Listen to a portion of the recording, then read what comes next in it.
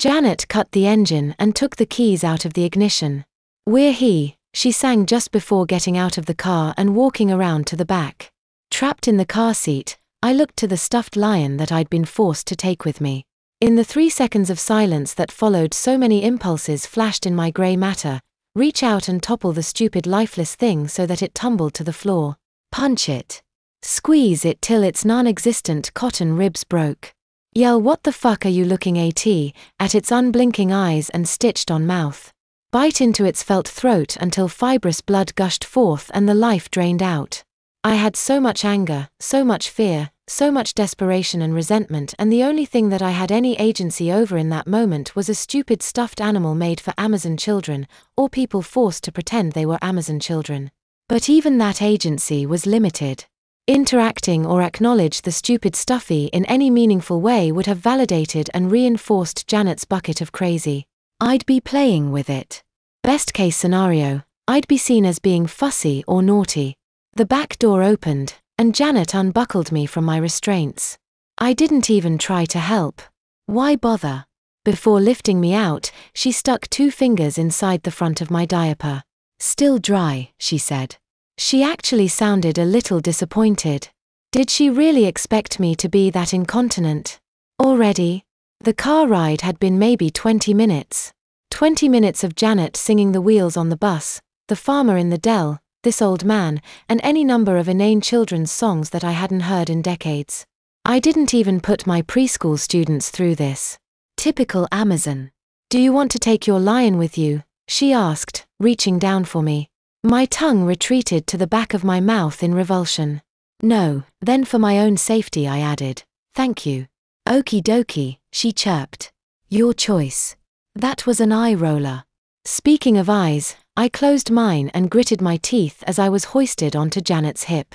Being carried around is not something you get used to within 24 hours. I opened my eyes when I heard the car door slam shut and looked to our first stop that day. L'enfant magnifique. Second only to New Beginnings, it was the worst place for any little in Oakshire to be.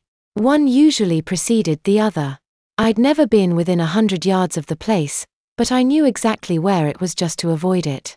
Gaudy periwinkle brick walls and a turquoise shingled roof, the place was an eyesore in downtown, just at the edge of the historic district. The big window in front allowed passerby, which at this hour meant mostly elderly Amazons walking to pass the time, to get a glimpse at whatever poor little was being worked on. If not for the services provided there. Oakshire's not a particularly big city. It's not so small where everybody knows everybody else, not quite so humdrum and podunk where every little knew every other little or everyone knee-high to one of the giants waddled instead of walked, but it was small enough. Unfortunately, it was just big enough to support a Little's salon. Little's salon. I never liked that term. It's like calling it a cow's slaughterhouse or a tuner's cannery. Littles aren't the customers in Little's salons, we're the product. I've read that in some cities, there are salons that double as cafes. Hip mommies pack diaper bags and go and sit and chat and gossip and drink disgusting and overpriced coffee while their permanent babies get dolled up. Janet toted me inside and my hearing went out. I could feel my pulse in my head. My ears were ringing. Inside my own head I was screaming. No grenade had gone off, though. No deafening explosion. Just the little tinkling of a bell as the door pushed inside the tacky house of horrors. I should have brought the lion. At least then I could have something to squeeze and put force into when I tensed up. I ended up squeezing Janet instead. "Don't be scared, sweetie," she whispered to me. She tried to comfort me, patting my back. "It's just a haircut. Just a haircut. Just a haircut." Bullshit. Little salons were always more involved than just a haircut. We took a seat, or rather Janet took a seat while I was forced to sit in her lap while the 2 stylists worked their craft. The wait wouldn't be long, I knew. It was still early enough in the day that we were the only ones left waiting. Bitterly, I hoped that whatever was being done would take a long time. A long time. Maybe even long enough to where we'd miss out on another one of Janet's appointments unless we left. Already sitting in the 2 chairs in front of me were a little man and woman, both of them buried up to their necks in barber's smocks. The little woman on my right sat perfectly still, her eyes dull and staring straight ahead. I knew that look. I'd seen it in passing on plenty of Beauf's littles. It was likely a look I'd be mastering myself. When the only place where you could be a grown-up was in your own head, that's where you tended to stay. Her hair was being molded into a pixie cut, while her Amazon captor fawned and cooed over her. You're going to look so cute with your new hairdo, Caroline. Yes, Mommy. Her voice was submissive, but distant. And Mommy will still get to comb it, but it won't get all tangled up when you sleep. Won't that be nice? Yes, Mommy. The old, wrinkled Amazon behind the barber's chair commented too. And so well behaved, too. Her voice sounded like her insides were literally coated with ash. You'd be surprised how many littles get all squirmy or screamy. Frankly, I was surprised at just how old the giant skeleton appeared. I would have thought that someone who is in the business making littles look more like babies might use some of the products on herself. Apparently, looking young was just a thing for littles. Young meant immature. Immature meant less than. Old and gnarled and wrinkly and smelly therefore meant wise. Typical. The Amazon mommy took the compliment for her captive. Thank you. Her father and I have been working really hard to get her to behave in public. Well, I'd say it's working, the hairdresser replied. Oh, thank you. The bigger woman looked down at her prisoner. Say thank you, Caroline. Yes, Mommy. She paused just long enough to not seem snippy. Thank you, Such a good baby, the mommy gushed. Daddy will be so proud. Yes, Mommy. A flash of recognition came over me. I knew that voice. I'd seen this woman before. She'd been crying and screaming in the restaurant. The realtor. The mother. The wife. She was 35, maybe 36 now. She was 36 and getting her hair done in a little salon. Poor woman. I'd have felt sorry for her, but I was in no position to give pity to anyone but myself. Just like before, I averted my eyes, too uncomfortable to look. I was afraid she'd see me and remember the free little that did nothing as she was carted away over a giant man's shoulder, humiliated in front of strangers.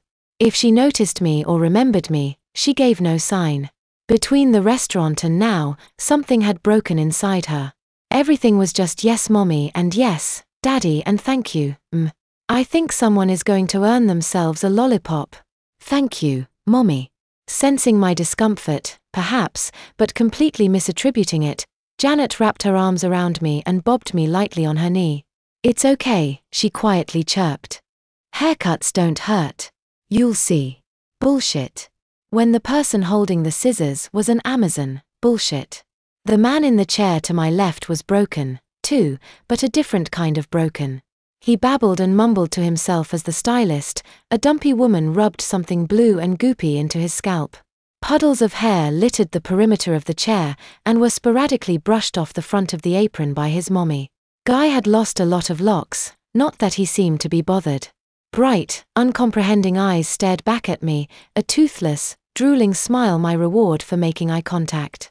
The only hair left on his head was in the very front and had been gelled and moused and sprayed or whatever into a little blonde spit curl right on his forehead. He didn't look like a baby to me. He looked like a living cartoon parody of one. A doll. Now you realize, the hairstylist said, that he won't have any more hair after this, right? No more growing back. Oh, that's all right, the Amazon said.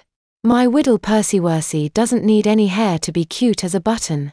She pinched his cheeks and was actually given a squeal and a peal of laughter. God, I hoped this was an act, or at least that this guy was so mindfucked that no part of who he actually was remained. It'd be the closest thing to being out of his misery. And if we want more hair, we can buy wigs. Isn't that right, Percy? Or maybe we could make you into a Priscilla. Yes, we could. Yes, we could. Would you like that? The woman got more babbles and giggles from little man. She stopped and stared into his eyes, perhaps gauging, perhaps feeling a flash of empathy, maybe even seeing into the man's soul. If he's going to have that blonde patch there, I think his eyes should be blue. Can we get that done today? Sure, hairstylist number 2 said. So much for that theory. This is why I so often use the word dolls to describe captured littles.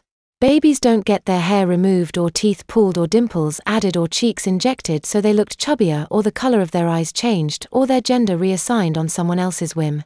Nearly everything that goes on inside a little salon is illegal to do to an actual child. Babies, real ones, aren't even allowed inside.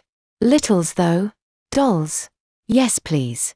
Even the awful décrature of l'enfant magnifique made it look more like a dollhouse than anything a self-respecting person would be caught dead in. The little girl from the restaurant, Caroline I guess, was finished first. Her smock was taken off, and she looked at herself in the mirror. Honestly, looking at her, I wouldn't have pegged her as older than 20-ish. In any other circumstance it might have been polite to say she looked good for her age. Not here, though. Not now. She didn't frown or pout, but anyone with a soul could tell she died a little inside. And I knew why. There wasn't any mother or wife in that reflection. No realtor either. What looked back at her was a baby wearing a pinafore dress, whose diaper badly needed changing. It was ballooning out from underneath the hem from everything it had absorbed. Her Amazon picked her up and patted her on the diaper. "Oh, you're a soggy little thing, aren't you?" "I don't know, that was a lie." "Of course not, baby." The mommy looked to the old bag of bones. "Do you mind if we?" She jerked her head towards the bathroom, just a single toilet and sink, probably a changing table on the inside wall, too. "Oh, go on," the old woman said. "I'll ring you up when you're out." And just like that, the little was carted by the Amazon into the bathroom. The floor became even more distant as Janet stood up with me. "Looks like we're next." I exhaled. Yeah, that it did. The grey-haired woman behind the chair patted the seat. "Oh, what a cutie. Looks like we've got a new customer." The sound of tapes ripping off of plastic thundered out of the bathroom. I startled, and for the stupidest reason looked down at the crotch snaps of my own plain white Odyssey. I heard the mumbled motherese of the Amazon woman through the bathroom door, but nothing else. Evidently, Caroline had gotten used to being changed in public. "That's right." Janet cheered. She set me down in the booster seat. "Just got him, yesterday." Yesterday? The old Amazon smelled like cigarette smoke up close. I never would have guessed. He's so well behaved. Normally new ones are so fussy. "Thank you." Janet beamed above me. Two giant hands pulled a strap over my chest and under my armpits. I heard the dull click of a buckle just behind the chair. "This is just in case. Babies sometimes get squirmy for their first haircut."